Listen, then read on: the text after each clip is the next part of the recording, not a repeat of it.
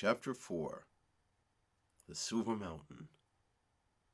Through the foothills of the Silver Mountain they tramped in single file, first M'dongo, then Halima, then Nima. No one spoke. There was no more ceaseless chatter from the servant girl. Halima almost missed her complaints and silly observations. This was like a funeral march. As the country steepened, plant life seemed to sprout up everywhere, an almost maddening overgrowth of green. Save for the ocean, Halima had never seen so much of any one color. It was stiflingly hot. Even stripped to her loincloth, Halima felt herself drenched in a salty, oily sweat. Flies and mosquitoes hung in the air in thick clouds with a deafening buzz. All around was a cacophony of humming insects, shrill screaming birds, and an abiding rumble of a distant waterfall. Through the trees high above, troops of gray and white monkeys poured, cackling, while underfoot small lizards slithered across their toes. From time to time, they came upon a great boulder of granite jutting up from the earth, a forbidding black wall blocking their path. They would pass around it respectfully. "We are like children, wandering about the feet of a giant," Halima thought. All at once M'dongo stilled them with his hand. Halima stopped in her tracks, and Nima slammed into her from behind. They stood still, watching in alarm as the warrior stood frozen, his head cocked to one side like a wild dog as he listened to the air. "What is it?" Halima whispered. She listened, trembling for the crashing footsteps of giants. She heard nothing except the twittering of a bird. Suddenly the man broke into a broad white smile. He pointed upward, and Halima looked up at a branch where a small brown bird sat. "Ladies, we will have a tasty breakfast today," M'dongo said. Then he let out a boisterous whoop. He ran toward the bird, which flitted away from the branch immediately. M'dongo twisted back his head to see if the two girls were following him, but saw that they instead stood dumbfounded. He waved to them to follow. "But we'll never catch that bird," Halima protested. "Humor him. He's gone mad," Nima said, and pushed Halima on. The two girls hurried after M'dongo, who, suddenly acting carefree as a boy, chased after the bird, ducking under low branches and hopping over vines. The bird almost seemed to be teasing them. It would hop onto a branch and wait until the panting trio nearly caught up. Then it would take flight again, soaring off and staying barely in sight. Halima began to laugh along with M'dongo. She felt like a child again herself, and Nima, running alongside her, began to laugh again too. It was truly as if they were children, playing one of their palace games. Finally the bird came to rest on a dead, thick-trunked cotton tree, and sat staring patiently down at them from a branch 20 feet in the air. "Anansi the spider couldn't climb that tree," Halima advised him. M'dongo grinned. "Don't try to teach the forest paths to an old gorilla," he replied, quoting a proverb. Halima raised a skeptical eyebrow and crossed her arms, waiting to see what he would do next. She was puzzled to see M'dongo gather together an armful of dead, wet leaves and stack them at the base of the tree. "Ah, he's making a fire," she realized. "But what for?" He broke off a dry branch of the dead tree and knelt. Out of his pouch, he pulled a flint and began rubbing it furiously against the dead branch until a spark finally lit and the wood burned. She threw up her hands, admitting she hadn't a clue. The warrior grinned and lit fire to the leaves. A choking column of black smoke rose up, and the two mystified girls stumbled back in confusion. "What is he doing?" Nima asked. Halima shrugged, unable to answer. M'dongo crept toward the tree, and pulling out his knife, began hacking away at the dry, dead wood. He chopped a fist-sized hole, and out buzzed a squadron of smoke-drunk bees, which wobbled weakly in the air and fell to the earth, tiny feet in the air. "Of course," Halima thought, "he's smoking the bees out." With the bees safely intoxicated, the warrior reached into the hole and drew out a fistful of bright amber jelly. "Honey!" Nima whispered in awe. The two girls ran forward in delight. M'dango distributed to each of them a handful of the sweet treasure. Then on a tree stump he set out a portion for the patient bird, which swooped down to seize its reward. "The bird? Is this possible, M'dango?" Halima asked. M'dango nodded. "Yes, Princess, the honey guide is a friend to man, and every hunter knows this. They lead men to the hive of bees, for they know we will give them a share." Halima shook her head in amazement. For the first time she saw why some called nature mother, and felt safe in her bosom. The girls gorged themselves on the honey, while M'dango sat on the ground like a bear, feeding his face with a heavy paw. Halima smiled to see him relax, let down his guard for the first time. She threw back her head and ran her tongue over her lips, with her eyes shut, savoring the sweetness. When she opened her eyes, she saw a dozen giant men before them. All were hunters carrying bows, tall as herself. They stood in a circle, training weapons upon them. Nima screamed and stepped behind M'dango. The men, who all wore long goatskin robes, each stood well over 7 feet tall. They were purplish-black in complexion, with strong, chiseled features that looked as if they'd been hacked from mahogany. On each man's forehead was painted a reddish dot that stared out like a third eye. The men stood silent and still as forest trees. "Giants!" she thought in terror. M'dango sprang to his feet. Nima buried her face against M'dango's broad back. "Don't let them hurt me," she pleaded. M'dango raised his spear and took a step forward. A dozen arrows whistled through the air and kicked up the dirt right before M'dango's toes. "Stop!" Halima shrieked, stopping him in his tracks. There were too many to even think about fighting. The giant men towered over her bodyguard as if he were a boy. "How can they have appeared so suddenly?" she gasped. M'dango shook his head and whispered back, "It must be true that these giants have magic powers to move through the forest in utter silence. It is said their mugway, their sayer of blessings, gives the hunters powder so they may steal up on game." Standing stock still, the tall warriors stared blankly at Halima. There was something so unearthly, so noble in their quiet bearing and demeanor, that for some reason Halima felt more awe than fear. "See if you can speak to them," Halima said. M'dango nodded and lowered his spear. Gently shaking off Nima, he gingerly stepped forward over the line of arrows, which stood up like a hedge. "Tell them we only want safe passage to our land," Halima added. M'dango addressed the hunters, attempting first one foreign tongue after another. First he tried language full of clicks and whirs, then another with a high, yodeling sound, and finally a solemn, melodic tongue to which the tallest of the men responded.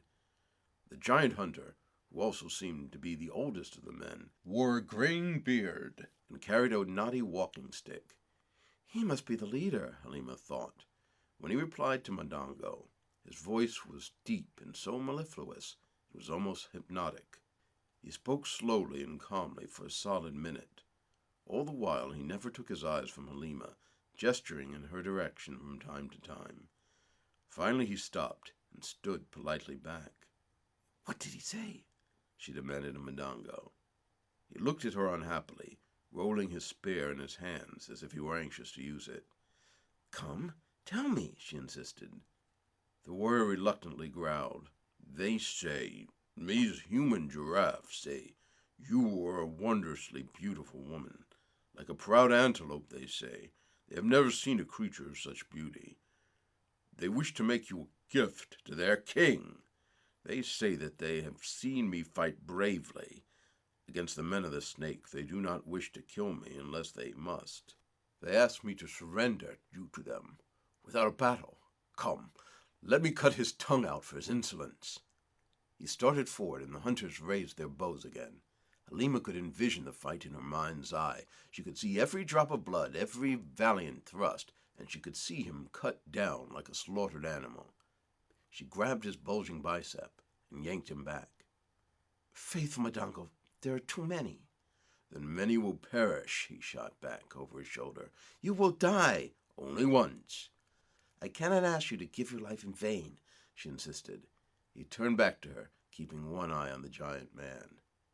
"It is my duty, Highness. It is my duty to die for you." He seemed confused now.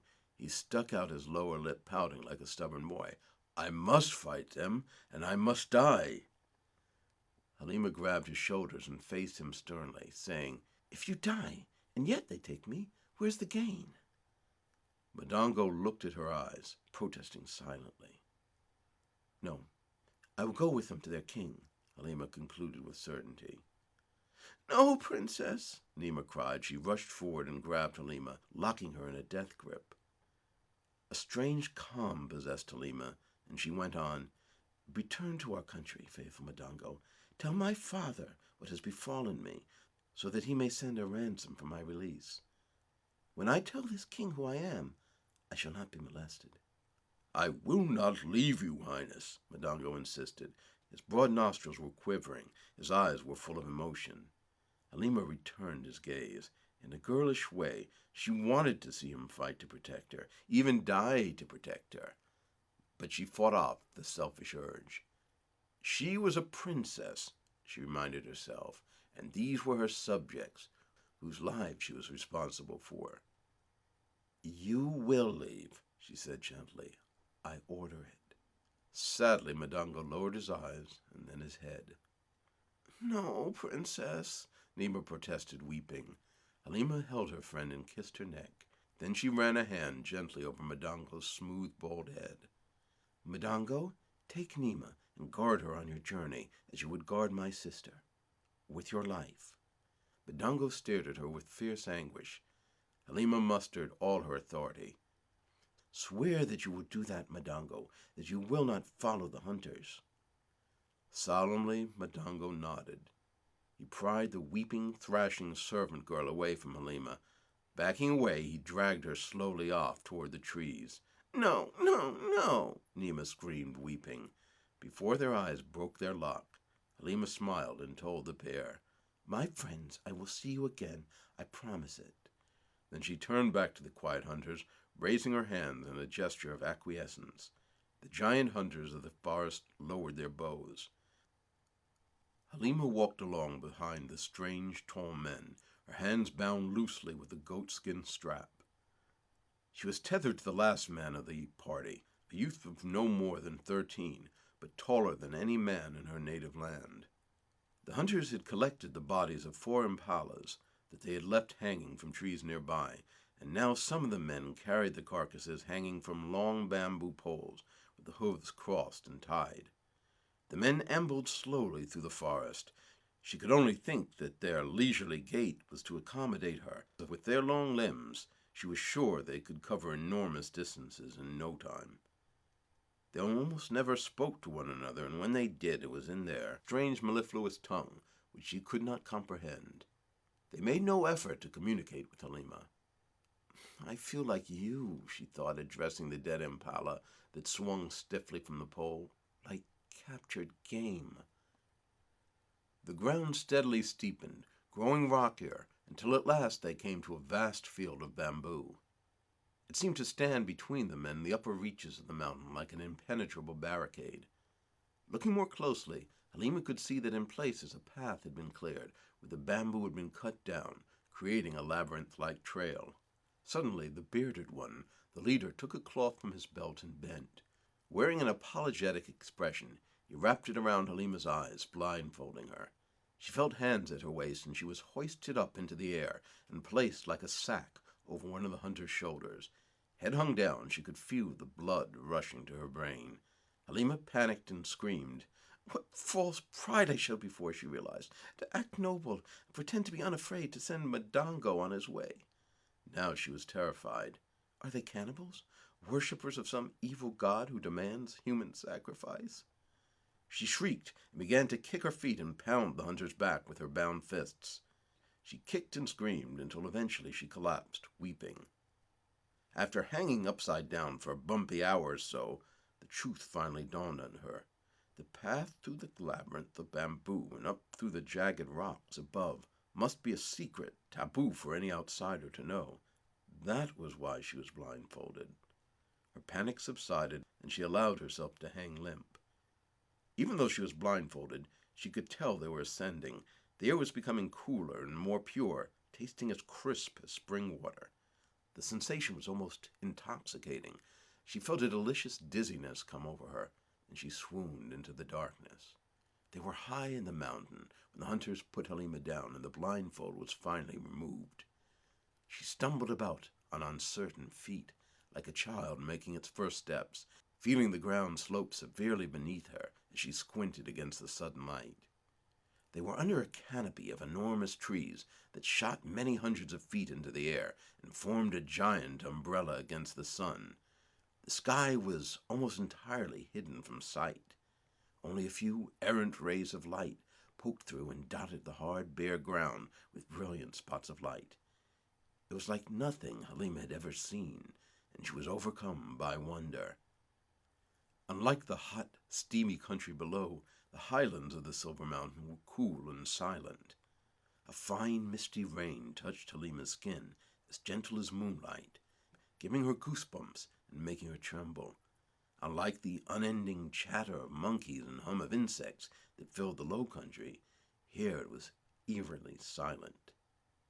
The hunters made camp beside an elephant-sized boulder, sharing with her some dried goat meat. It was tough and bland, but she was starving and tore into it greedily.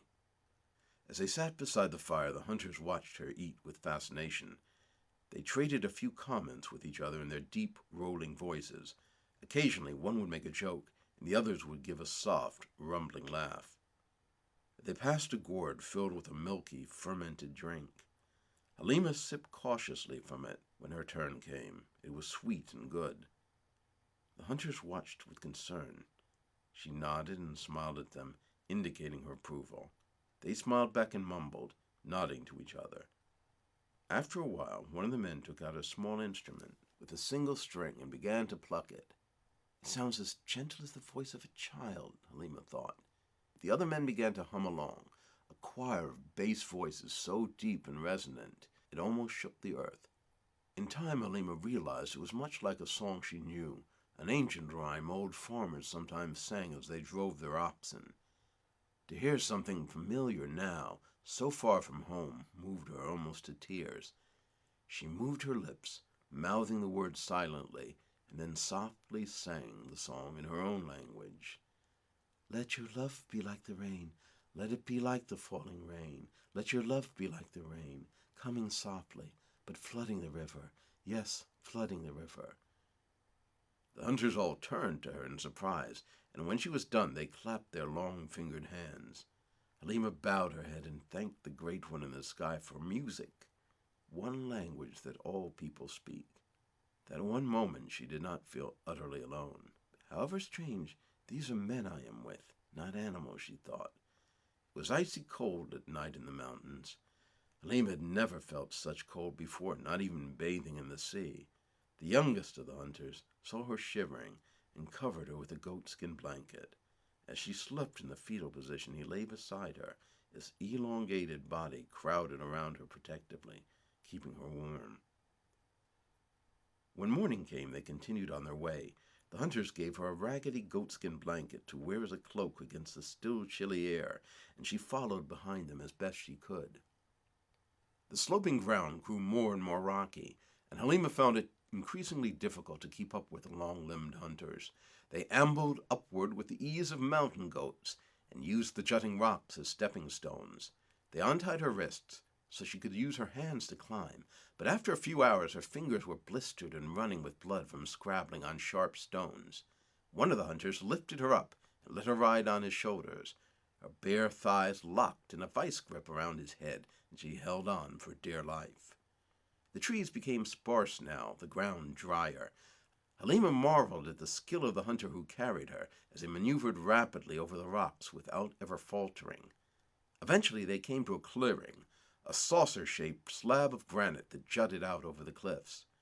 The hunter put Halima back on her feet, and the men stopped to rest. Halima could hear a thunderous rumble in the distance, and curious, wondered to investigate. Halima walked gingerly onto the overhanging rock and looked out. Her knees buckled at the view. They were high in the mountains now. Halima could see the treetops of the surrounding forest far below, looking like a carpet of tiny shrubs. She saw the plain stretching far into the distance, and her heart ached to see a hint of the ocean in the horizon. Enormous billowing clouds wafted slowly, almost at eye level, so close Halima felt she could touch them. The sun seemed larger too, as if they were closer to the heavens now. Giant gorges fanned out across the craggy face of the mountain. She could see them, one after another, going into the distance like strands of a spider web. The closest gorge was just ahead of them, a mile-deep crevasse, hundreds of feet wide. Water rushed through its high, moss-covered walls, fed by a tremendous 400-foot waterfall. It was magnificent and terrifying, full of power and majesty, the grandfather of all waterfalls. A huge rainbow arched over the gorge, blindingly beautiful. Sweeping across the gorge was a long, intricate bridge made of thick rope and bamboo steps. Halima was astounded. How could ordinary mortals have built this bridge, which spans from the high cliffs on either side, she thought. Even the master builders of Kali would be hard-pressed to fashion such a bridge. One of the hunters rested a huge hand on her shoulder and pointed to the far side of the gorge. He said a word which sounded like Abaka. Halima repeated the word to herself. That must be the name of the kingdom, she thought, a thrill rushing through her. She repeated the word again, committing it to memory. Abaka. They crossed the bridge single file, taking slow, even steps on the slats, which were made of pieces of bamboo woven with strips of leather. The bridge swayed gently in the powerful winds that swept through the gorge. How many centuries old is this bridge? Halima thought as her hands groped along the frayed yellow hemp railing. Halima made the mistake once of looking down. Below them was a terrifying drop of thousands of feet. She felt herself growing dizzy, imagining the long plunge. She shook her head and concentrated on simply putting one foot after another. As they neared the far side, the hunters began to sing, announcing their arrival. Halima couldn't understand the words, but their deep, rich voices were full of pride and joy. Halima glanced anxiously back over her shoulder. She felt as if, in crossing this bridge, she were passing into another world, perhaps one from which she would never return. Soon they reached the other side. Halima climbed off the bridge, sighing in relief. If I'm going to die here, at least let me die in one piece, she thought. They were on a rocky bluff just above a plateau, crisscrossed with winding, sinuous paths. On the vast, flat plateau below, she saw young boys herding cattle that grazed on kikuyu grass. Women worked the fields, harvesting crops of bananas, millet, and yams. Some were carrying away straw baskets full of the produce on their heads. The women were singing. Their rich, alto voices were beautiful, deeper and more powerful than the women of Halima's country. The river that fed the waterfall ran straight from the white-capped upper reaches of the mountain down to the plateau. Halima could see women washing their clothes on the rocks, while small children played in the water. In the distance, built into the rocks, Halima could see a small city. Houses had been built up on row after row of terraces, ascending the mountain face. It looks 1,000 years old, Halima thought, like part of the mountain itself. The hunters made their way down the dusty road toward the city, with the game hanging from their long poles. Halima, tethered once again, trailed behind them. The men sang loudly, braying and boasting of their success. Although the women working the fields looked at them in approval, the men kept their eyes directly ahead of them, refusing to acknowledge the looks of praise. The women towered above Halima. Some of them smiled at her, as if she were a small, amusing child. They were the most beautiful women Halima had ever seen, walking with an erect, regal bearing, and in long, flowing skirts. She felt ashamed of the whole-popped kid skin the hunters had given her. Children ran along beside the hunters, staring at Halima with open curiosity, elbowing each other and pointing with their mouths agape. Even some who looked to be no more than 8 or 9 years old stood head and shoulders above her. I must look like a dwarf to them, she realized. The doors of the city did not match the majestic gates to the city of Calais in size, but the workmanship and intricate carving, depicting scenes of an ancestral journey and ascent up the mountain in remote times, showed equal skill. They passed through the city gates, and now Halima got a closer look at the round houses that made up the city. They were made of clay, worked into rounded brick, neatly ornamented, and the doors themselves were all carved in relief, each one having a different design. Adolescent girls in tanned goatskins trimmed with brightly colored beads and intricately beaded necklaces walked swaying by with baskets on their heads and watched the hunters pass with interest. When they saw Halima, they turned up their noses in disdain. In most cities, Halima knew the chief's compound lay in the very center, but here the king's house was at the highest point of the terraced city. They mounted huge stone slabs to reach the house. Surprisingly, the king's compound was a simple structure, much like the others, surrounded by a wall of mud brick. Well, Halima thought, the proverb does say, a rich man can wear rags. One of the hunters drew a buffalo horn, and a few minutes later the doors were opened by a tall, broad-backed woman. She was the first ugly woman Halima had seen here. She must be a servant, not a wife, she decided. The bearded leader of the hunters exchanged some words with the stout servant. Then she led the party into the compound. Inside there were about 15 round buildings arranged in an oval ring, connected by a thick brick wall. As they passed the open doors, Halima could see one was a granary, another a place where animals were housed. In one small building, women sat grinding millet. Through another doorway she saw women working looms and sewing garments. The largest of the buildings, Halima guessed, must be the king's quarters, and the second largest, which was adjacent to it, must belong to his first wife. It was into the second building the servant woman ushered the hunters' party. When they went inside, Halima felt convinced this was the house of the queen of the people of Ibaka. It was a large, spacious receiving room, with cushions to sit on and a small wooden table around which to eat. Through low doors, Halima could see sleeping rooms, a nursery, and a place for preparing food. The inside walls were smooth, polished as if they had been varnished, and a cool, delicious air circulated through the house. Beautifully crafted boxes and delicately carved statues were arranged on shelves along the wall. The servant seated them among cushions and brought the hunters banana bread and millet beer. After a while, the king's first wife swept into the room. Halima gasped audibly. She was the most gorgeous woman Halima had ever seen, tall and lean with the bearing of a goddess. Her features were chiseled and strong to the point of being cruel, her brow high and intelligent. Her hair was crafted into a striking crown of ringlets and twisting braids, and she wore long silken robes dyed a deep purple, the color of royalty.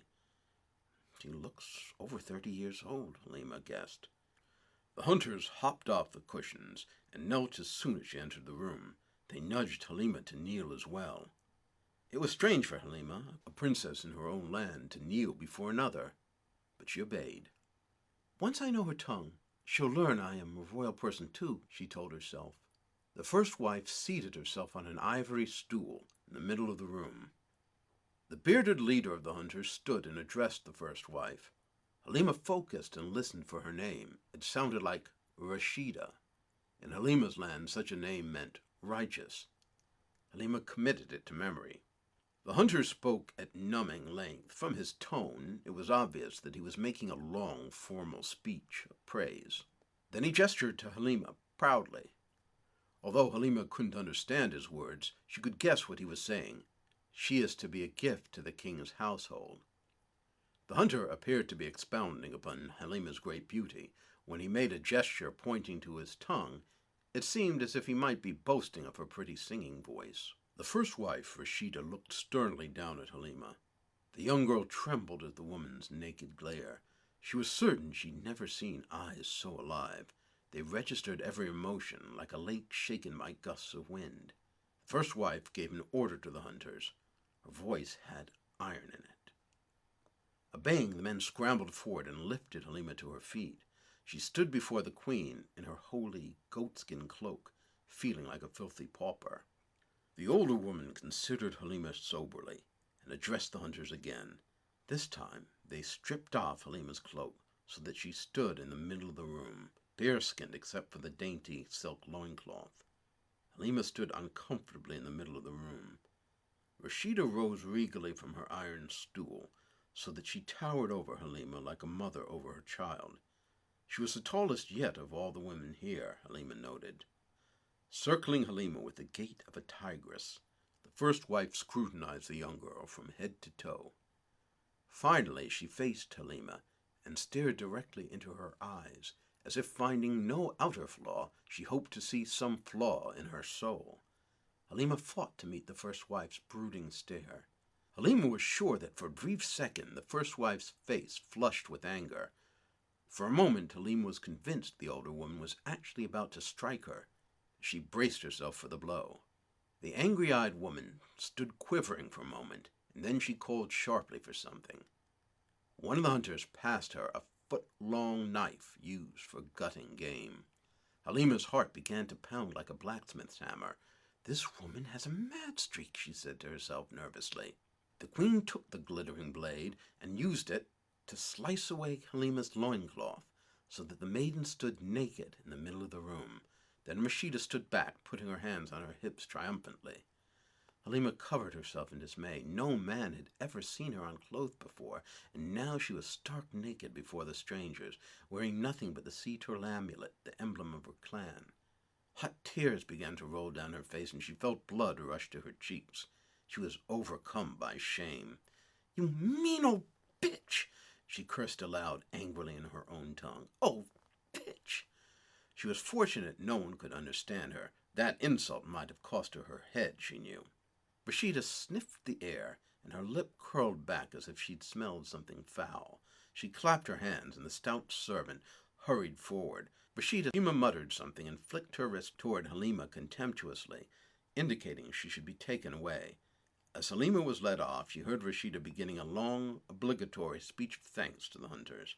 The stout servant took Halima to a little washroom in the back, picked her up effortlessly, and put her to squat in a pot of chilly water. With the help of a long, skinny young servant Halima's age, the stout servant scrubbed the princess vigorously from head to toe. Now Halima understood what the first wife had said. "Come bathe her. She stinks." She couldn't imagine what could make the other woman have such an instant dislike for her, but now the feeling was mutual. Perhaps once she could communicate, she could win the first wife's friendship. But she recalled the proverb, "There is no medicine for hatred." After the women bathed Halima, they smeared her body with oils so that her black skin gleamed like a seal. They cut and braided her hair after the manner of the women of the city, and dressed her in a long, colorful skirt. When they were done, Halima almost looked like one of the Abaka, only 2 feet shorter. So it was that Halima, princess of the land of Kali, became a servant among the Abaka, the tall people of the mountain. The stout servant indicated to Halima that her name was Tumpe.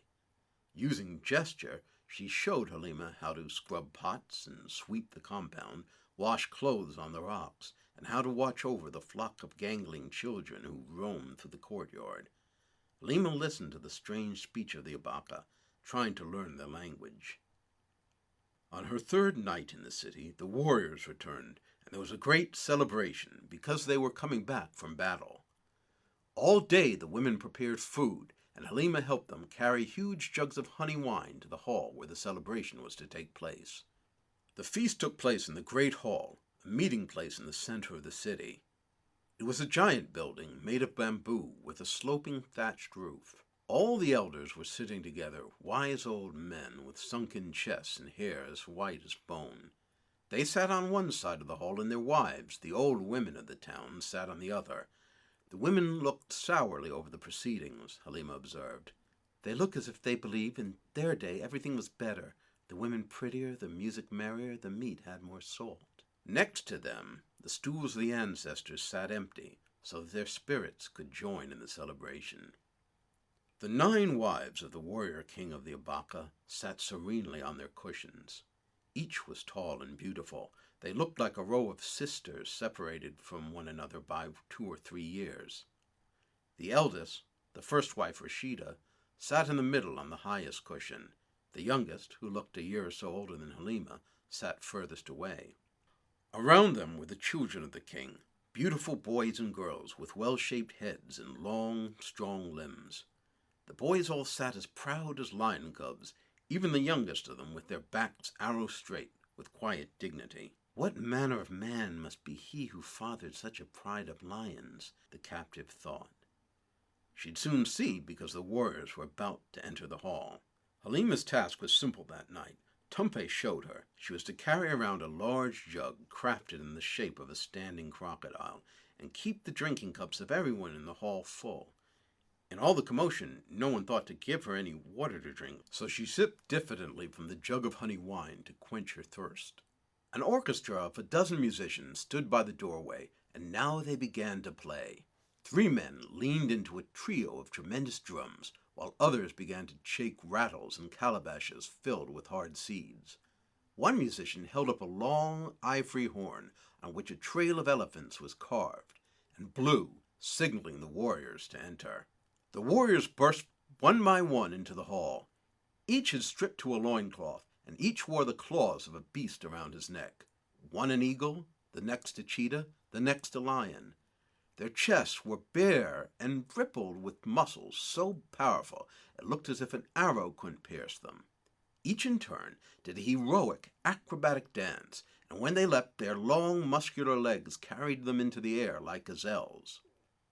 The crowd roared as the young men performed superhuman feats of agility, each trying to outdo the last. For each young man, the crowd shouted out his name, and then added a new praise name that he had won in battle. Occasionally, Halima heard names that sounded like words in her own language. "Tree Harvester," the men chanted as one brawny young man backflipped across the hall. At first, the name sounded like nonsense, until Halima understood what was meant. "He must have felled many men in battle, like a forester cutting down trees," she shuddered. "Yes, the highest praise must go to the man who sheds the most blood." After the young men, the older warriors, the Ntunga, the strong ones, marched into the hall, high-stepping to the syncopated beat of the drum. All of them had old war wounds on their bare chests and shoulders that they wore like badges of honor. They thumped their spears to the ground and circled the room in an intricate, winding line. Then they took their places, sitting in the hall. Finally, the ivory horn blew again, announcing the warrior king himself. "Shamari! Shamari! Shamari!" the crowd roared. Halima took a quick gulp of wine and turned to watch the king's entrance. He was a giant among giants, nearly 8 feet tall, but perfectly proportioned, with a barrel chest like a lion's, and arms and thighs bulging with muscles on top of muscles. His brow was furrowed as if from profound thought, his nose broad and strong with savage flaring nostrils, his jaw powerful, and his lips wide and sensual. Over his shoulder he wore draped an ox-skin cloak, decorated with cowrie shells and strips of iron. Down the back of it plumes of feathers ran. It was the uniform of the Nakamba, the war leader, she knew. The only symbol of kingship was that in one hand he carried a knotted, intricately carved wooden staff that looked as if it had been wrought from the first tree. Shamari strode through the hall with the sure gait of a lion, and though Halima knew it was the thunder of the drum that made the earth shake, she imagined it was the footfalls of this giant man. He waved to the cheering crowd with a small, modest gesture. Halima had never seen such love bestowed on a single person, even her father. It does not seem the fawning behavior of subjects to their king, but genuine affection, she thought. The king took his place among his wives. Immediately, all the smallest of his children leapt up and ran to him, hugging his massive legs. Halima smiled and watched the warrior king, who looked like he could crush any man she had ever seen with one blow, gently lift and hold the scrabbling children. Shamari sat beside his first wife, and she wrapped her arm around him like a rat trap slamming shut. Just then, Tumbay elbowed Halima and made a gesture as if to pour, letting her know it was time to serve the honey wine. Halima began diffidently passing down the line, first serving the elders and their wives. She realized the wine had made her somewhat woozy. She felt her feet wobbling under her and had to concentrate each time she poured so as not to miss the goblet entirely. Now she regretted having sipped the wine. She recalled a proverb, "The drunken chicken does not see the hawk." Now the unmarried adolescent girls of the city pranced into the hall, naked except for beaded loincloths. Lithe and graceful, they trotted forward like fawns in a straight line and then formed a circle. On their ankles, the girls wore tiny little bags, which at every movement made a tinkle like a fistful of gravel being shaken. The tinkle seemed to say, "Come hither." The drumbeat grew louder, and the girls strutted around in a circle, pumping their shoulders forward and back like hens, arching their backs and thrusting their breasts forward, singing loudly. Halima had picked up enough of the language now that she knew they were singing about the warriors, praising them. They would trot up to a seated young man, and just as the warrior leaned forward, the girls would skip coquettishly away to the laughter of the entire crowd. Halima felt the wine rushing to her head. She felt an impulse to rush and join the girls and take part in their joyful, rump-shaking dance. Halima looked to Shamari and saw that he was laughing. Although it was too noisy to hear it, she imagined it was a rich and warm, deep laugh. She wished she could dance with the wild abandon of the young girls of the Baka and earn the smile of their king. The girls finished their dance, all throwing themselves to the ground. There was more dancing from the older women, who did little jerky steps and sang in strong, joyful voices. Even the children of the city danced in concentric circles. The boys clapped their hands as they danced clockwise, while inside their ring, girls made a circle dancing counterclockwise. Then an elder stood up, and all bowed their heads as he made a long prayer. As he fervently spoke, sometimes raising his gaze to the heavens, his words were often echoed by someone in the crowd. Then he called the name Shamari. When King Shamari rose to speak, all mumbling ceased as the people listened to him, enraptured, every face beaming. Halima could see the profound ardor the people had for their king. His deep voice was the timbre of logs tumbling together as they float down a river. Though Halima could not understand a word he said, she too knelt listening, entranced. He seemed to be describing the battle, recounting what had occurred. His tremendous hands carved the air, depicting a movement of his troops, an attack by the enemy, and then a hammer of his reinforcements slamming their opponents into disarray. His hands raked in toward his chest. Occasionally he would point to a warrior, or mention one by name. There would be murmurs of approval as Shamari described some act of bravery the man had performed. Shamari's voice was full of warmth, and from time to time he would describe some comic error one of the Mbutu, the quick young ones, had made. The young warrior would blush, and a wave of genuine laughter would cross the room, until the young warrior broke down and laughed at himself as well. Finally Shamari adopted a solemn tone as he mentioned a few names, and all heads hung in silence. Halima knew he must have said, "Now let us praise the dead." For the first time, Halima felt these people were not strange or frightening. They had nobility to them and gentleness. When Shamari finished, there was a roar of applause and the music started up again. The servers began to bring around food, and Tumpay gestured to Halima that she must make busy keeping the goblets full. Halima moved along, shakily. In a moment she would be serving the king, and it was frustrating that she couldn't speak his tongue. She felt like a toddler who hadn't yet learned to speak. She knew that he would hardly notice her. How would Nima get his attention, she wondered. I know. I'll lean before him as I pour his wine and catch his eye. Halima wanted to slap herself. Not 3 days in captivity, and I'm already acting like a slave girl. She pulled herself erect. I will carry my captor's food and drink because I must, but I will do it with the dignity of a princess of Kali. Until I learn the language of the Baka and can petition for my release, I have no business with their king. She refused to even look at Shamari as she approached the cushions of the king and his family. And yet, when she knelt before the king to pour his wine, her slender arms trembled like those of a palsied old woman. She could not help but look up. She glanced at Shamari's strong, handsome face, like a mask carved out of mahogany. He turned slowly, and his eyes, deep and dark as an ancient mountain lake, met hers.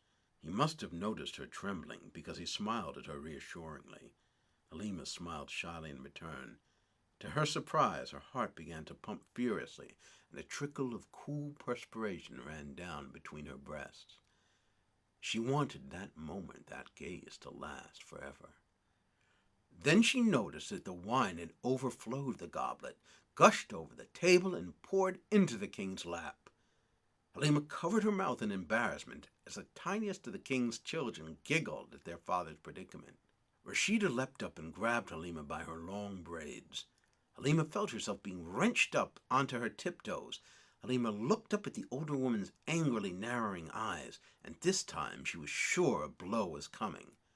The back of the queen's hand streaked through the air toward Halima's face, and she winced in anticipation of the sting. But Rashida's hand stopped in mid-flight. Shamari had caught her wrist. How a man that huge could have risen so fast, Halima could not imagine. Despite his great frame, he was quick as a pouncing lion. The king rotated his first wife to him. Her eyes were stormy. There was a moment of tension as all the other wives and a few sharp-eyed onlookers watched to see what the king would do. Suddenly, Shamari smiled and picked up the goblet, waved it in the air, and with a flourish splashed the dregs over his head. The warriors nearby roared with laughter, as did the rest of the onlookers. Even the first wife cracked a reluctant smile. The king turned to Halima and gave an easy, confident smile, as if to tell her not to worry. Then Shamari picked his first wife off the ground and carried her out of the hall. There was much laughter and applause, and the festivities continued. Halima watched the giant striding away, and as her head swam from the wine, she remembered the words of the great aunt and seer Bimkumbwa. What had the old woman said of her husband? "He will be a lion among men. He will be wise, but for you he will throw wisdom to the wind. He will be strong, but to you he will surrender. He will be rich, but for you he will lose everything."